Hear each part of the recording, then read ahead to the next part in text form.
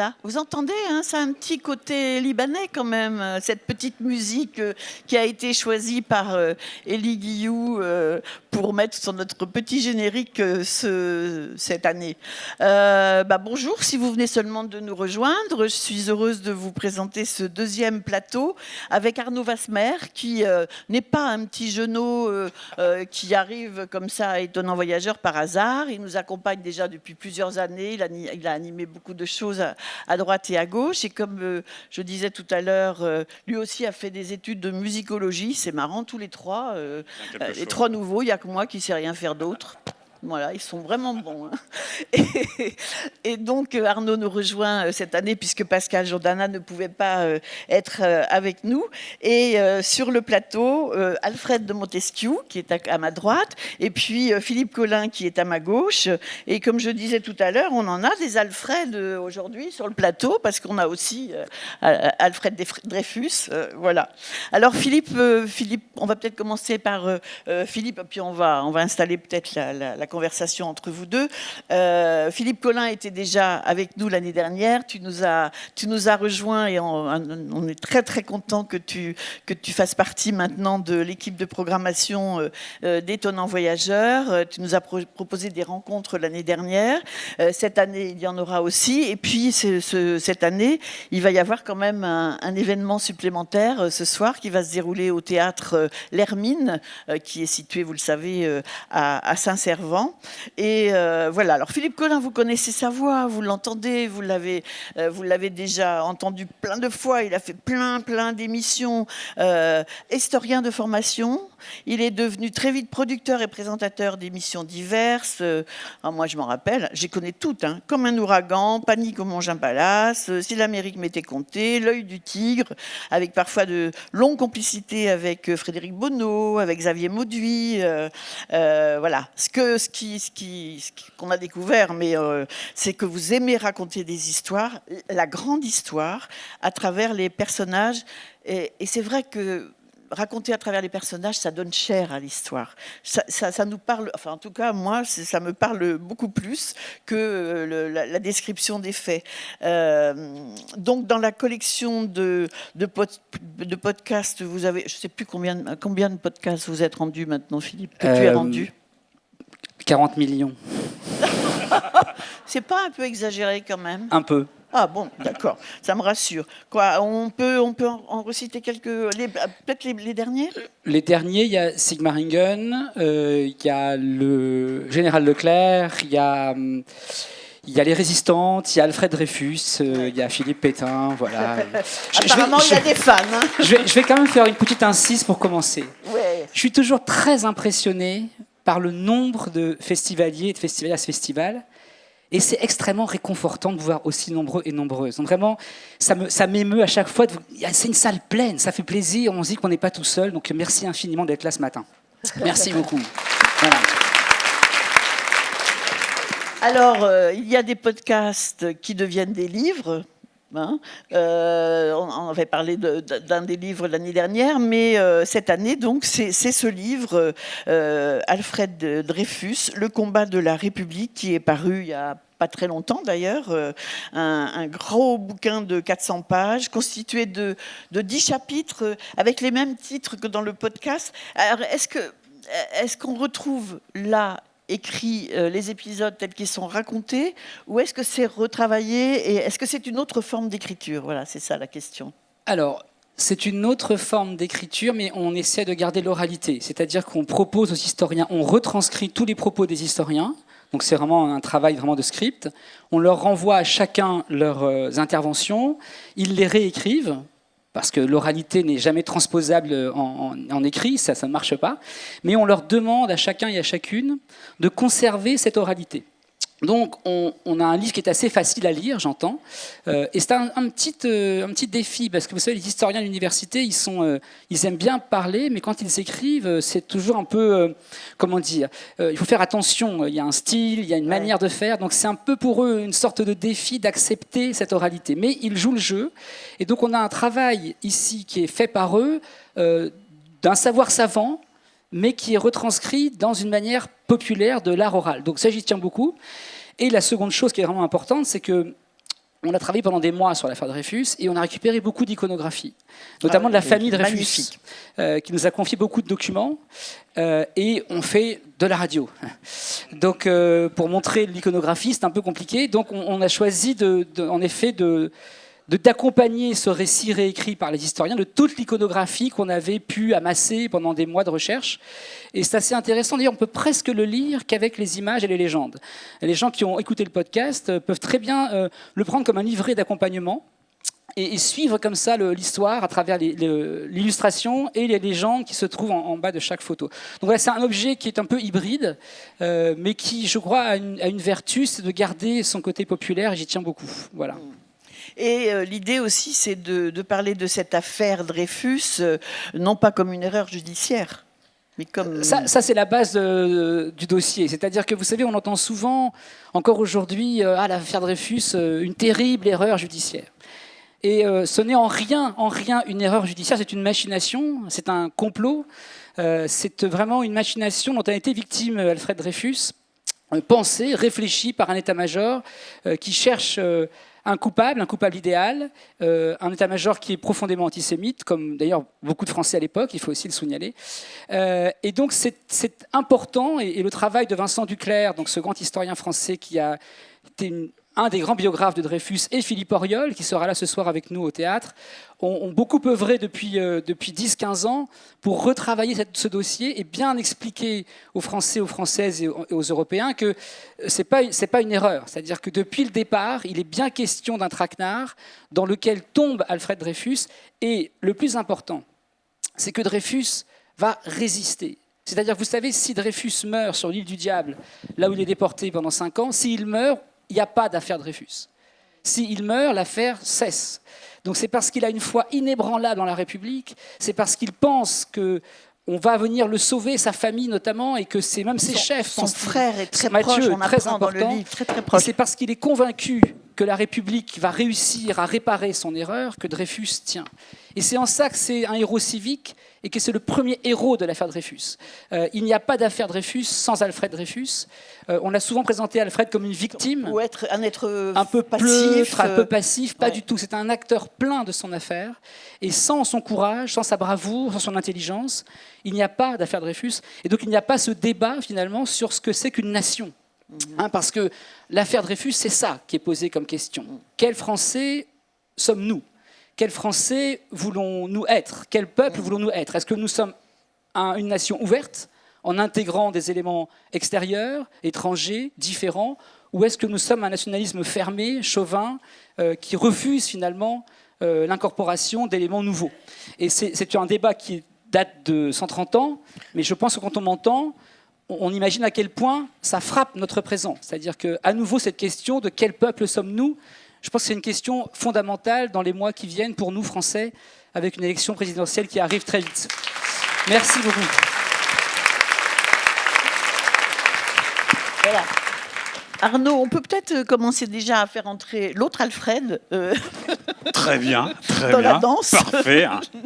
Alfred de Montesquieu, vous êtes auteur et réalisateur. Vous avez été correspondant pour l'agence Associated Press dans des pays et des conflits qui ne nous font pas envie, évidemment, l'Irak, l'Afghanistan, le Soudan, Gaza.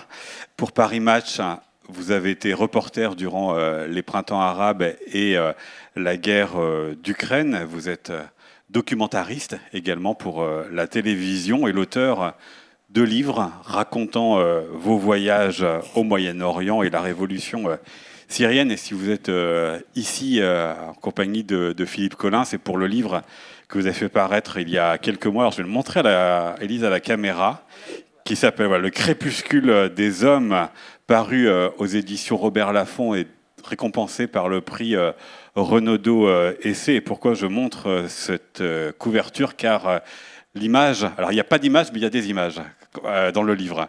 Je m'explique, contrairement au livre de Philippe Collin, il n'y a pas d'illustration, de documents, d'archives, mais vous racontez ceux qui font les images. Et cette image-ci, alors de quoi s'agit-il ? Ce sont des journalistes qui, le 1er octobre 1946, courent rejoindre les cabines téléphoniques pour avertir leurs journaux du verdict qui vient d'être rendu lors du jugement de Nuremberg, le jugement qui est passé sur les hauts responsables nazis encore vivants. Et c'est cela que vous racontez, ces journalistes, dans ce procès. Vous racontez ceux qui regardent. Alors certes, il y a Joseph Kessel, il y a John Dos Passos, mais ce n'est pas eux qui vous ont plus particulièrement intéressé. C'est un caporal américain qui est photographe, c'est une journaliste de franc-tireur, c'est un descendant de la famille Lazare, famille de la banque, qui apprend en même temps à être journaliste dans ce moment-là. Comment vous est venue cette idée d'interroger ce procès qui a été maintes fois raconté, mais par celles et ceux qui le regardent et donc qui l'ont vécu dans leur intimité? Merci pour cette question.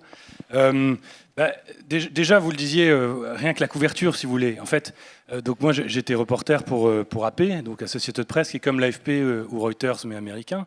Donc dans le bureau d'AP à Bagdad ou dans le bureau d'AP à Beyrouth, par exemple, moi j'étais reporter de guerre, donc j'allais en fonction des conflits.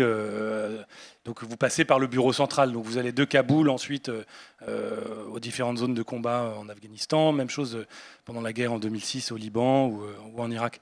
Et dans les bureaux d'AP, les grands bureaux, vous avez toujours dans l'entrée les grandes photos prix Pulitzer d'AP. Donc la petite fille au napalm au Vietnam, la photo d'Iwo Jima avec le drapeau, enfin ce genre de photos. Et parmi l'air de dire, en gros, vous êtes des très bons journalistes, mais rappelez-vous qu'il y en a pas mal qui étaient déjà là avant. Et l'une des photos qu'il y avait toujours, c'est celle donc de Wes Gallagher, cet homme, qui fait son sprint et qui va effectivement ce jour-là, comme on dit dans le jargon journalistique, cramer les autres agences, c'est-à-dire qu'il va battre tout le monde de presque 4 minutes. Ce qui à l'époque était énorme. Ouais. Pour la petite histoire, en fait, ils étaient presque 300 journalistes, mais il n'y avait que 5 cabines internationales. Et pourquoi est-ce que lui crame tout le monde? Bon, déjà, comme on le voit, il est jeune et svelte, il court très vite. Mais surtout, sa femme, qui est aussi reporter, qui travaille aussi pour AP, est déjà dans une des cabines, et elle a ouvert la ligne avec New York. Ce qui coûte une fortune à l'époque. Mais elle, bon, normalement, AP, c'est une entreprise assez radin d'ailleurs. Hein, c'est pas des gens très dépensiers, c'est une coopérative. Mais sur les grands événements, ils mettent le paquet, si vous voulez. Moi, pendant le tremblement de terre en Haïti, j'ai affrété un avion, pour vous dire, quand il n'y avait plus d'avion. Donc voilà. Donc ce jour-là, ils ont mis le paquet.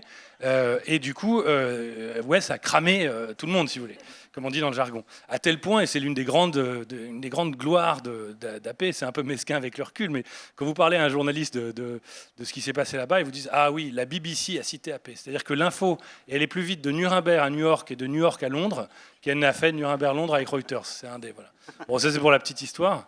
Et pour répondre à votre question plus sérieusement, si vous voulez, moi je me suis toujours intéressé à la justice internationale. Je ne pense pas qu'on puisse couvrir la guerre sans avoir une volonté de réponse ou au moins une proposition, disons une toute petite espérance, une réponse à donner, si vous voulez. Et moi, mon premier conflit, ça a été le Darfour, qui était donc pas une guerre conventionnelle, c'était un génocide. Et les gens m'interpellaient, les survivants dans les camps, une mère avec des enfants en train de mourir de faim littéralement. Et je me souviens encore de cette scène en disant « Mais regarde, nous, on est des chiens, on est des moins que rien, tu fais rien tu nous trahis, tu nous abandonnes. » Mais c'était pas tu Alfred, mais en fait c'était la métonymie, c'est-à-dire que j'étais le seul blanc, le seul occidental, le seul européen, et c'était en gros une façon de questionner notre humanisme, c'est-à-dire notre engagement international, et c'est puisqu'on laissait faire un génocide sans lever le petit doigt. Et bon, au début, moi j'avais 23-24 ans, oui 24 ans, on est un peu idéaliste, on dit oui, je vais régler la situation à grands coups d'articles. Mais bon, on ne va pas se mentir ni à soi-même ni aux autres. Et la seule vraie réponse qu'on puisse donner, et c'est celle que je donnais aux gens à l'époque, c'est de dire, écoutez, ça va lentement, mais mine de rien, il y a des ONG, mine de rien, il y a des casques verts de l'Union africaine, ensuite des casques bleus de l'ONU, il y a des enquêteurs qui au début étaient clandestins, qui étaient là comme des quasi-espions de la CPI, puis il y a eu des enquêtes officielles de la CPI, et aujourd'hui, si vous voulez, le chef des Janjaouides, le chef des génocidaires du Darfour, il est en prison à La Haye. La CPI a mis très longtemps à fonctionner, mais à l'heure actuelle, il est condamné, il n'est plus en appel et il est en prison à La Haye. Et si vous voulez, toute cette panoplie intellectuelle et légale qu'on appelle le droit d'ingérence, le droit d'intervention, la responsabilité individuelle du dirigeant, la non-souveraineté des frontières en cas de crime de masse, et la juridiction internationale, en fait. C'est-à-dire le droit pour la communauté internationale d'intervenir dans un pays en considérant que le droit d'intervention est supérieur au droit national. Tout ça est né à Nuremberg.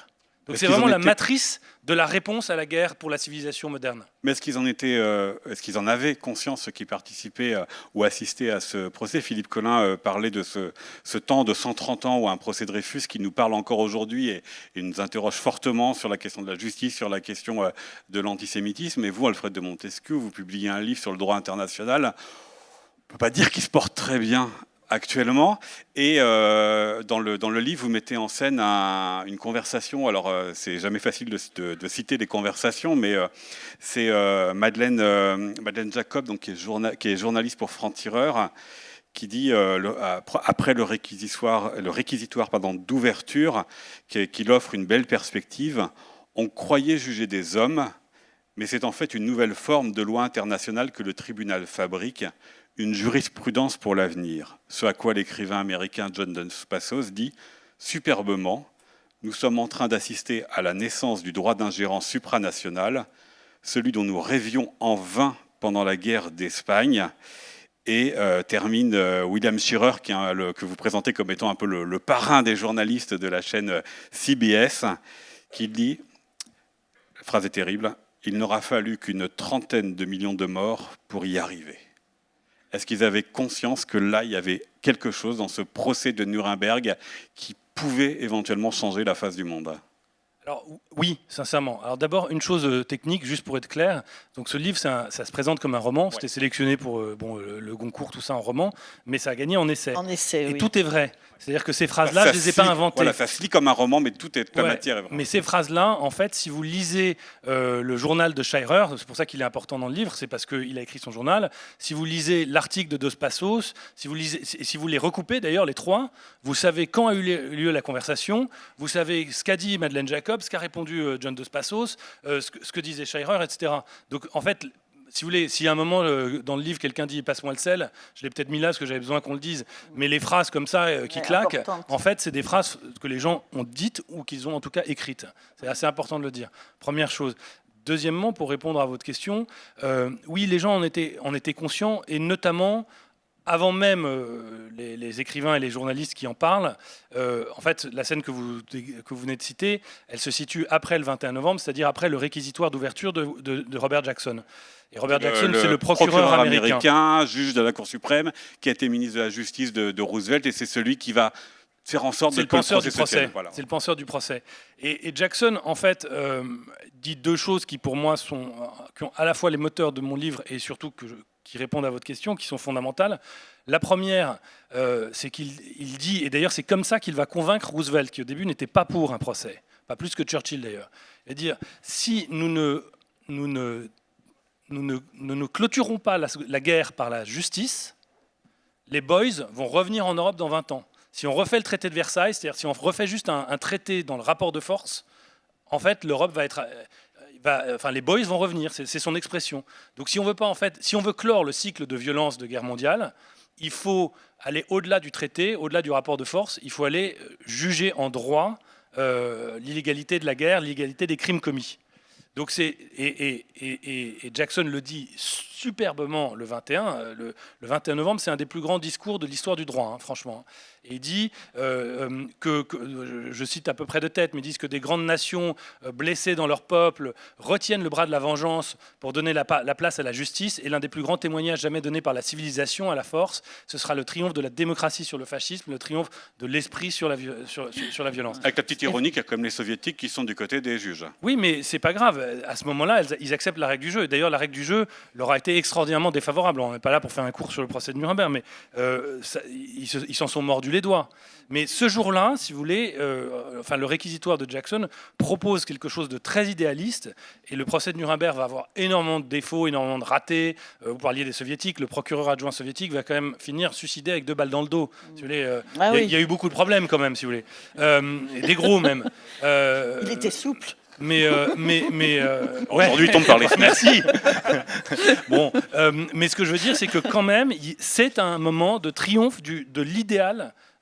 C'est l'un des rares moments de triomphe de l'idéal sur la réelle politique. Donc c'est quand même un très très grand moment de l'histoire du droit. Et les gens en étaient conscients. Et je finirai juste avec ça.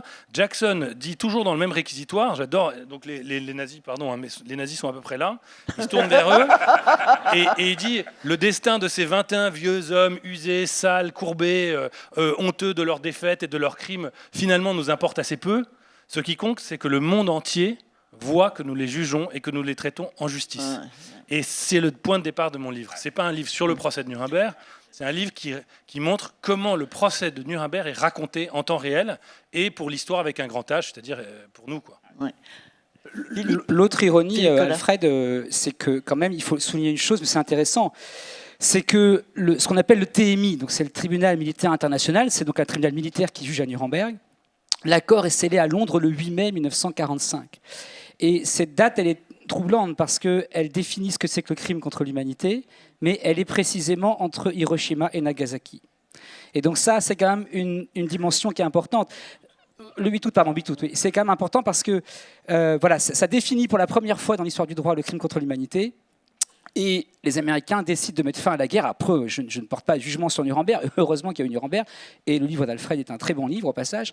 Mais ce 8 août du TMI, voilà, il est encadré par Hiroshima et Nagasaki. Donc l'historien a toujours ce regard aussi sur une amplitude plus large de la focale. Et c'est vrai qu'on se dit quand même, les Américains définissent ce crime et Jackson est un immense procureur, un New Dealer, comme on dit rooseveltien.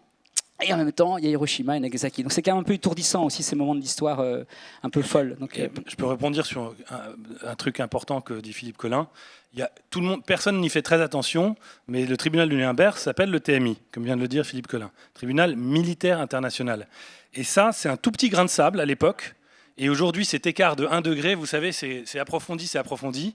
Et aujourd'hui, c'est quelque chose de fondamental parce que, en fait, ce qui se passe en 1945, Roosevelt avant sa mort et puis Truman une fois qu'il le remplace, ils comprennent que si on fait un tribunal international, c'est un traité.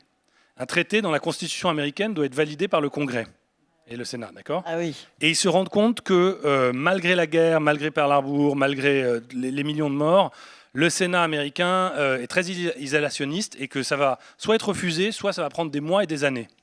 Et du coup, ils font un tout petit tour de passe-passe, qui à l'époque, évidemment, à l'échelle de la chute de Berlin et tout ça, enfin, ça passe totalement inaperçu. C'est qu'ils disent, tiens, on va dire que c'est un tribunal militaire. Tour de passe-passe administratif, si vous voulez. Parce que comme c'est militaire, ça veut dire que c'est le chef des armées qui signe, ça met 3 minutes. Ouais. Donc le président des États-Unis signe l'accord pour le TMI, et donc pour le 8 août à Londres, les accords de Londres, ça met 3 minutes. Sauf que qu'est-ce que ça veut dire ? Ça veut dire qu'à l'époque, bon, c'était un détail. Mais aujourd'hui, pourquoi est-ce que Trump ne se sent pas engagé et même se sent hostile à la CPI ? Pourquoi est-ce que les États-Unis ne se sentent absolument pas engagés par le droit international ? Parce qu'ils n'y ont jamais participé. Ils en sont. C'est très ironique. Le Nuremberg est quand même l'œuvre de Jackson et de Roosevelt. Et l'héritier institutionnel de Roosevelt, qui est Donald Trump, inflige des sanctions contre l'héritier institutionnel direct de Nuremberg, qu'est la CPI, que sont les juges de la CPI. C'est dingue, on marche sur la tête. Il faut savoir, Alfred, que tout l'enjeu de Trump, c'est de détruire l'héritage rooseveltien. C'est-à-dire que c'est son obsession. Donc, justement, ne pas participer à ce que tu dis, c'est en effet une sorte d'autre preuve, en effet, qu'il veut détruire cet héritage du New Deal des années 30, en fait. Et du coup, 44-45. Moi, ce qui me trouble quand même, juste, je voulais revenir sur l'histoire du livre qui est présenté comme un roman et qui est récompensé comme un essai. Un roman, c'est forcément quelque chose où il y a beaucoup de fiction. Alors, oui, alors c'est une question qu'on m'a pas mal posée à un moment. Bon, maintenant, ça y est, l'eau a un peu coulé sous les ponts, mais c'est vrai que ça a un peu surpris tout le monde, moi le premier. D'autant plus que j'ai été sorti de la liste du Renaudot. Donc pour moi, si vous voulez, j'étais dans la finaliste pour l'Académie française, le Goncourt et l'Interallié, ou demi-finaliste. Mais le Renaudot, vraiment, j'étais en prison ce jour-là, j'étais à Villepinte pour le Concours des détenus. Ah non, vous n'aviez pas été en prison. Non, j'étais en prison. Ce que je veux dire, c'est que j'ai eu un coup de fil au moment. Vous savez, quand vous visitez des détenus, vous faites une rencontre avec. Vous laissez votre téléphone portable. Parce qu'au moment où je laisse mon téléphone au gardien à la prison de Villepinte, drink, vous êtes où ? Venez vite chez Drouin. Tout, vous rigolez. je suis à Villepinte et j'avais pas les planter. Donc, si vous voulez, j'étais vraiment pas au courant. Non, mais plus sérieusement, du coup, je me suis quand même beaucoup posé la question. Et d'ailleurs, la définition du Goncourt, c'est un roman, c'est une œuvre de l'imagination. Une œuvre de l'imagination, si on fait un pas en arrière, ça peut être l'imagination, si vous voulez, un peu débridée. Ça peut être une navette spatiale arrive à Nuremberg, prend les nazis et les téléporte hors du système solaire. Vous voyez, ça peut être ça. Ça peut être ça. Bon, Absolument. C'est une idée, vous devriez peut-être... Bon, en fait, le travail qui consiste à prendre des faits qui sont purement factuels, des êtres réels, qui ont absolument existé, qui non seulement existaient, mais comme je vous l'ai dit tout à l'heure, ont dit telle ou telle chose dans telle séquence de pensée, qui ne pensaient pas forcément la même chose en novembre qu'en mai, et la même chose en mai qu'en septembre d'après. En fait, de prendre un canevas d'événements qui sont purement factuels, et qui ont une importance majeure. Moi, si vous voulez, si c'est un sujet un peu secondaire, je pense qu'on peut broder, mais ce sujet-là est tellement grave que pour moi, d'introduire ne serait-ce que 5% de faribole, ça cassait le pacte avec le lecteur, si vous voulez. C'est la différence entre un roman historique et un roman vrai. Moi, c'est un roman vrai. Oui, mais il y a quand même les personnages que vous avez inventés comme des personnages qui sont vrais, mais que vous racontez aussi dans la fiction. Tout le monde est véridique. Tout le monde est véridique, même les personnages secondaires. Si vous voulez, un roman historique, c'est Alexandre Dumas, D'Artagnan, machin. Vous avez Louis XIII et Richelieu qui sont véridiques, D'Artagnan qui est un peu vrai, et puis Constance Bonacieux et tout ça qui sont complètement inventés. Là, c'est un roman vrai, c'est-à-dire que tout le monde est véridique, tout le monde a existé à ce moment-là, personne n'est là s'il n'a pas vraiment été là à cet instant-là et pensé ce qu'il disait. Mais pour autant, où est l'imagination ? L'imagination, si vous voulez, c'est pas juste, je vous dis, inventer des navettes spatiales, c'est aussi projeter comment on va raconter une histoire pour continuer de la rendre intéressante. En fait, c'est de la soustraction. Il y a l'imagination par addition, on rajoute des trucs, des navettes spatiales, ce qu'on veut, et il y a une forme d'imagination qui serait plus proche de celle du sculpteur, qui a un bloc, disons, de marbre, et qui soustrait des informations, comme on soustrait des petits morceaux de pierre pour finir avec son œuvre, sa sculpture. Et bien là, moi, c'est un travail de soustraction. Dans les milliers de témoignages, d'événements, tout ça, j'ai soustrait petit à petit tous ceux qui me paraissaient secondaires pour laisser une trame qui serait une trame romanesque, à défaut d'être romancée, romanesque, et qui fait le livre. Et du coup, ça se lit quand même comme une histoire. Le roman, l'essai, le documentaire. Alors, moi j'ai vécu une autre expérience du roman historique, c'est que je suis tellement contraint, et c'est bien normal, par un procès scientifique dans les podcasts et dans les adaptations, que je me suis emparé d'une histoire sous l'occupation à Paris, le barman du Ritz, où là, moi, je me suis fait plaisir. C'est-à-dire que barman du Ritz, oui. Alors là, tout d'un coup, je me suis dit, bon, j'ai un peu le droit, donc il y a un substrat qui est réel, et là-dessus, il y a des personnages qui ont existé, d'autres que j'ai inventés. Et alors, autant dire que pour une personne qui est tout le temps contrainte par des règles de sciences sociales, alors là, tout d'un coup, c'est le grand large, quoi. C'est Saint-Malo, quoi. On s'en va, et puis alors, et du coup, c'est un plaisir immense, mais qui est aussi, finalement, une expérience humaine, c'est-à-dire au sens où ce qui m'importait le plus finalement dans ce roman historique, c'était d'essayer de transmettre des émotions, des psychologies, des personnages humains qui sont en prise avec une situation inédite et assez violente, voire très violente pour certains, et comment est-ce que ça peut être rendu par des émotions, ce que l'historien n'a pas le droit de faire. Vous voyez, l'historien n'a pas recours à l'émotion ou à la psychologie. Donc tout d'un coup, le roman historique, il offre ça aussi. Il se dit, tiens, Franck Meyer, barman du Ritz, moi je m'introduis dans les habits de Franck Meyer, et finalement c'est presque ma vision de l'occupation que je peux offrir aux lecteurs et aux lectrices à travers un personnage qui a existé. Mais autant vous dire que pour moi c'était un kiff monumental. Ça, je me suis dit, tiens, alors là, j'ai un peu le droit de faire ce que je veux, c'était très agréable. En fait, voilà. On va le refaire alors. Sans doute. Sans doute. Voilà. Et donc, alors, cet exercice que vous allez... Enfin, je ne sais pas comment l'appeler. Ce rendez-vous, un spectacle que vous allez donner ce soir donc, au Théâtre L'Hermine. C'est encore une autre manière de parler d'Alfred Dreyfus. Oui. Et on peut en savoir un peu plus. Alors, en fait, l'idée de départ, elle est double. C'est une avant-première en plus. Oui, c'est une avant-première à Saint-Malo, donc je suis très heureux que ce soit à ça. Après, on a une grande tournée en France, mais je suis heureux de commencer à Saint-Malo ce soir. En fait, l'idée, elle est double. C'est qu'au départ, vous savez, le podcast, c'est une aventure individuelle pour chacun et chacune d'entre vous. C'est votre téléphone portable, c'est une écoute, parfois en famille, mais c'est assez rare, mais c'est quand même une écoute qui est assez portée vers soi. Hein, on a les écouteurs, le téléphone, et on se promène dans le métro, dans le bus, dans le train. Et on écoute les podcasts. Bon, et on perd la dimension collective de ce qu'est la radio, notamment la radio de service public. Hein. Donc je me suis dit, on va essayer de créer des retrouvailles, une communion, un moment de partage ensemble pendant 1h45, où on va passer du temps ensemble, avec à la fois des émotions et aussi un savoir universitaire. Parce qu'on a conçu ça en 2 parties qui s'alternent. Une partie récit, où on raconte en 5 tableaux l'affaire Dreyfus, où moi je fais le narrateur et Éric Ruff porte tous les personnages de l'affaire. Et puis comme ça, en alternance, toutes les 10-12 minutes, on change de plateau et on se retrouve avec Philippe Auriol, qui est vraiment le spécialiste mondial de l'affaire Dreyfus, je le dis sans flatterie, et on éclaire les 5 récits qu'on vient de mettre en place avec Juliette Medevielle, la metteuse en ondes, Éric et moi-même. Et avec Philippe, on éclaire la chose. Donc ça, vous voyez, c'est un moment à la fois d'émotion par la présence d'Éric. Vous allez voir, il est assez fascinant. Il faut dire, pour ceux qui ne connaissent pas Éric Ruff, c'est un grand comédien français qui appartenait pendant très longtemps à la Comédie Française, qui a été l'administrateur pendant 11 ans. Donc c'est ce que le théâtre français public produit de mieux, c'est l'excellence. Je le dis aussi là avec beaucoup de fierté. Et c'est un personnage qui est assez fascinant sur scène. Il incarne, quoi. Il incarne. C'est assez beau. Et donc il y a Philippe Auriol, donc l'historien français. Donc on est là dans un moment de partage, d'émotion. Ça, c'est mon premier désir, c'est comment est-ce qu'on crée une communion, des retrouvailles, du collectif, avec un public très divers. Voilà, c'est ça qui m'intéresse aussi, c'est ramener autour de ce spectacle des âges différents, des idéologies différentes, des classes sociales différentes. C'est une communion, ce qu'est la radio service public, je crois beaucoup à ça.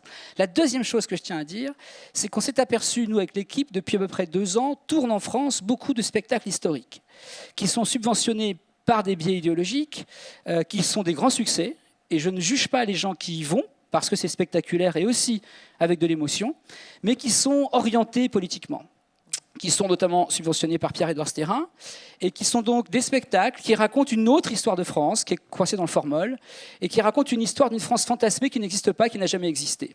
Et donc on s'est dit, nous, on va essayer avec nos petits bras, nos petits moyens, de créer un autre récit sur scène, avec le savoir universitaire au cœur du projet. On met en avant le savoir de nos historiens, de nos historiennes. C'est le pacte de la République. Hein. L'affaire Dreyfus, c'est la véracité des faits. L'affaire Dreyfus, c'est comment est-ce qu'on travaille sur du document. Comment est-ce qu'on prouve l'innocence de quelqu'un par le travail journalistique ou historien ou scientifique. Donc on s'est dit, on va créer un spectacle avec Éric Ruff, avec France Inter, avec Albin Michel, avec la scène nationale de Château-Vallon, où Charles Berling nous a accueillis en création. On va créer un spectacle pour essayer de répondre à ces spectacles qui commencent à pulluler en France. Il y en a beaucoup, il y en a 3 en ce moment, et qui cartonnent pas mal. Et donc on s'est dit, voilà, dans un enjeu de société qui est le nôtre, on s'est dit, on va essayer de nous tourner qu'un spectacle qui est l'affaire Dreyfus et qui peut-être rappelle aussi qui nous sommes en tant que républicains. Et je le répète, ce n'est pas une affaire d'opinion. C'est-à-dire que l'affaire Dreyfus embrasse beaucoup de gens différents.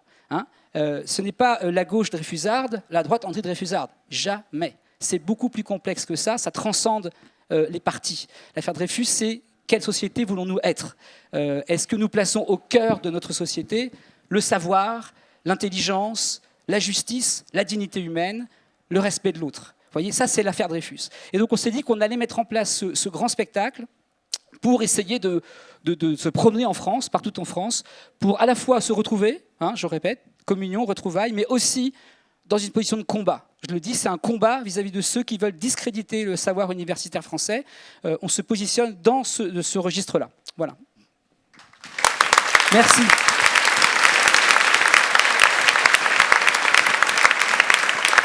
Voilà, c'est donc à 20h30 20h30 ce soir au Théâtre l'Hermine de Saint-Servant. Et ce sont des procès que vous racontez l'un et l'autre. Alors, le procès, il a quelque chose de théâtral, il a quelque chose de cinématographique, mais quand vous faisiez le podcast, Philippe Collin, quand vous aviez à écrire Alfred de Montesquieu, est-ce que le procès avait aussi quelque chose de romanesque, quelque chose d'audio ? Comment est-ce qu'on met en scène, en mots, en ondes, la question du procès ? Alors en plus, pour le procès que vous racontez, Alfred de Montesquieu, il y avait un gros risque qui était lié à Jackson, qui au début ne voulait se contenter que des preuves écrites, c'est-à-dire quelque chose d'extrêmement ennuyeux, rébarbatif. Oui, le Nuremberg, ce qui est particulier quand même, ça c'est Jackson, c'est que dès le début, on l'a dit, l'idée c'est de juger les nazis, mais c'est de raconter au monde entier qu'on les juge. Et donc dans la salle 600 du Palais de Justice, qui est plus petite que cette pièce, hein, qui est grande mais pas si grande, quoi. Soi-disant elle peut contenir 600 personnes, en fait c'est quand même un peu moins. il y a 300 places pour les journalistes. Donc il y a une majorité. Les accusés, c'est 24, mais en fait, ils sont 21. Il y a une quarantaine de procureurs, il y a 8 juges, il y a une vingtaine de traducteurs, sténos, etc. Mais le reste, bon, il y a quelques VIP, mais d'ailleurs dans ce procès, vous savez, parfois on parle de procès spectacle, et c'est d'ailleurs le terme est péjoratif, mais en l'occurrence c'est un théâtre, c'est une catharsis. C'est pour ça qu'elle a été choisie à Nuremberg, qui était quand même une ville importante dans l'histoire culturelle, intellectuelle allemande, alors, là où ont été proclamées les lois antisémites. Oui, c'est pas tellement pour une question de culture, c'est plus pour une question de symbole. C'est-à-dire que c'est la ville où ont été proclamées les lois antisémites de Nuremberg, et c'est la ville où avait lieu chaque année le grand congrès du parti nazi. Il en restait pratiquement plus rien. Il y avait 90% qui étaient rasés. C'était aussi un théâtre particulier. Il restait quasiment là où a eu lieu le tribunal.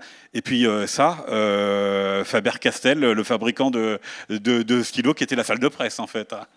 Oui, c'est-à-dire la ville était un nœud ferroviaire et elle était un symbole du nazisme. Donc elle a été particulièrement frappée à la fin de la guerre. Elle a été détruite à 90%. Et même, si vous voulez, on considère qu'il y a eu l'équivalent d'un tremblement de terre de force 4 ou force 5. Donc même les bâtiments loin des bombardements s'effondraient ou étaient fêlés. Et par exemple, les bâtiments du palais de justice, c'est un énorme palais de justice, un peu à l'écart de la ville, c'est pour ça qu'il a été épargné. Et surtout, il est mitoyen d'une prison, qui est une prison en panoptique. Donc c'était très pratique. Les Américains, il y a toujours le côté... Panoptique, ça veut dire qu'on peut, d'un point de vue, surveiller tout le monde. Et donc, si vous voulez, les Américains, il y a toujours un peu le symbole, l'idéalisme, et puis le côté pratico-pratique. Là, il y a les deux. Mais les bâtiments sont fêlés à cause de la force sismique des tremblements de terre, si vous voulez. Planter un clou, c'est risqué de faire s'effondrer un mur. Mais ça s'est passé, je décris la scène au début du livre, voilà. Et donc, effectivement, il y a ça. Et puis, à 10 km au sud de la ville, il y a donc ce milliardaire du crayon qui s'appelle le Graf von Faber-Castell, qui a construit un énorme château, un peu à la comme son roi, là, un peu comme Louis II de Bavière. Donc, c'est vraiment un très gros schloss. Un des personnages du livre, Didier Lazare, dit ce monument du mauvais goût à mi-chemin entre la cathédrale et le hammam. Et c'est vrai que c'est pas des goûts très français, quoi. C'est à la fois aux Français ou j'en sais. Après, il y a aussi de la germanophobie très forte en 45. Voilà. Donc ils regardent les trucs, ils trouvent tout ce qui est allemand est horrible, si vous voulez. Mais c'est vrai que même aujourd'hui, avec le recul, donc moi j'ai tourné là-bas parce que ce qu'il faut dire, c'est que à ma modeste échelle, comme Philippe, ce que j'essaie de faire, c'est parfois de prendre un autre média pour raconter l'histoire différemment. Ouais. Donc là, le livre est couplé avec un documentaire sur Arte qui s'appelle Nuremberg au cœur de l'histoire. Et on a beaucoup tourné dans le château, du coup. Et même aujourd'hui, le château, il est assez étonnant parce que, si vous voulez, il est néo-gothique avec des armures, des armoiries, tout ça. Et puis vous tournez un angle et il devient néo-byzantin. Et puis après, vous tournez un deuxième angle et il devient art déco parisien. Vous croyez que vous êtes dans une station de métro avec des mosaïques partout. Enfin, c'est assez étrange, si vous voulez. Et donc, dans cette ville totalement rasée et très dangereuse, puisque c'est un creuset idéologique du nazisme. Ils ont eu 12 ans de nazisme. John Dos Passos le décrit. Il y a des croix gammées qui sont tracées à la craie tous les soirs dans les rues de la ville. Donc c'est une ville qui reste hostile et en plus les gens sont affamés. Où loger tous ces reporters, tous ces journalistes, dans un endroit où il n'y a personne, on crée un camp de presse. Je l'ai vécu 1000 fois, je l'ai vécu en Irak, en Afghanistan. On regroupe tout le monde dans un endroit avec des barbelés autour et des GIs. Et cet endroit, c'est le château de Faber-Castell. Et donc, pour moi, c'est un peu la proposition du livre. C'est qu'en fait, vous avez le huis clos judiciaire, qui est le huis clos, qui est le lieu de manifestation de la vérité, qu'on peut appeler le théâtre judiciaire. Pour moi, c'est pas péjoratif, c'est le cas. Il y a une théâtralité de la justice qui est d'ailleurs particulièrement dans la justice anglo-saxonne, qui est du droit accusatoire, c'est-à-dire que c'est une procédure accusatoire, c'est au procureur de prouver que les accusés sont coupables. Pas juste, en l'occurrence, que c'est des salles nazis, qui sont concrètement coupables, beyond reasonable doubt, c'est-à-dire au-delà du doute raisonnable, sur les chefs d'accusation. Donc c'est une procédure accusatoire. Et la manifestation de la vérité, elle se fait... j'allais dire sur scène, elle se fait dans ce qu'on appelle le private, c'est-à-dire cet endroit qui est cet espace vide, qu'on appellerait la scène dans une salle de théâtre, mais qui en l'occurrence est vide, qui est l'endroit où s'échangent les paroles entre le procureur, la défense, le juge. D'accord ?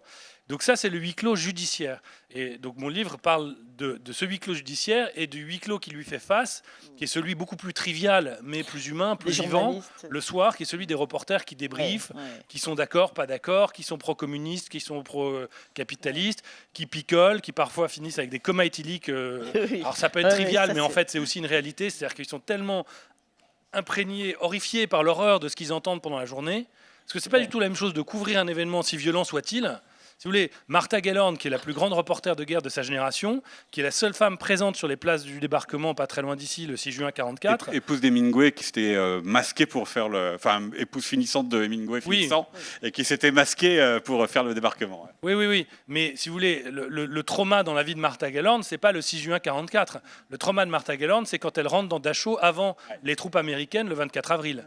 Et on peut croire que c'est le moment le pire de sa vie, mais elle dit la chose la plus horrifiante de ma vie, ça a été d'écouter les témoignages de Nuremberg.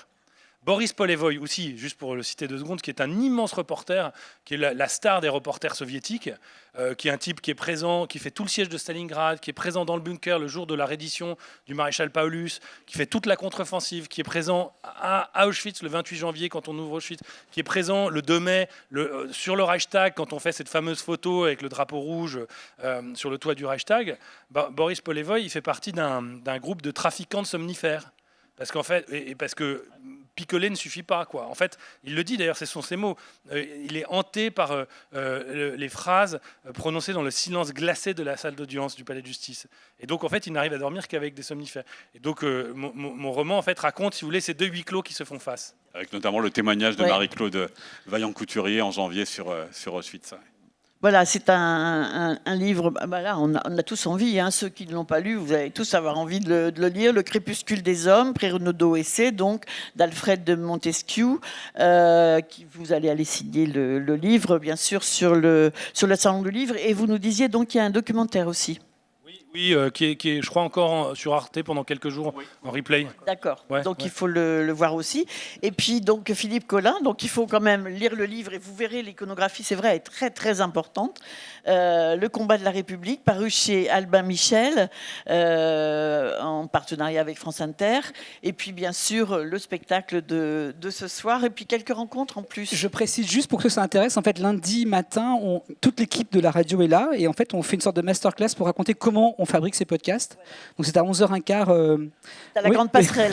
à la grande passerelle, 11h15. Donc, toute l'équipe est là sur scène, ça va être assez intéressant. Il y a les réalisateurs, les reporters, les documentalistes, tout le monde est là, donc ça peut être assez chouette de vous raconter comment on travaille en fait ces podcasts. Enfin, partez pas tous là-bas, hein. Il y en a qui restent ici. Oui, bien sûr, bien sûr. Ah bah oui. Pas de concurrence. On peut pas rivaliser. Je plaisante. Promenez-vous, allez voir plein de choses, tout ce qu'on vous propose dans le programme d'Étonnants Voyageurs. Merci Arnaud. Un grand merci. Cette première merci intervention beaucoup. ensemble. Merci Alfred. Merci de Montesquieu. Merci Philippe Collin. Et merci à vous.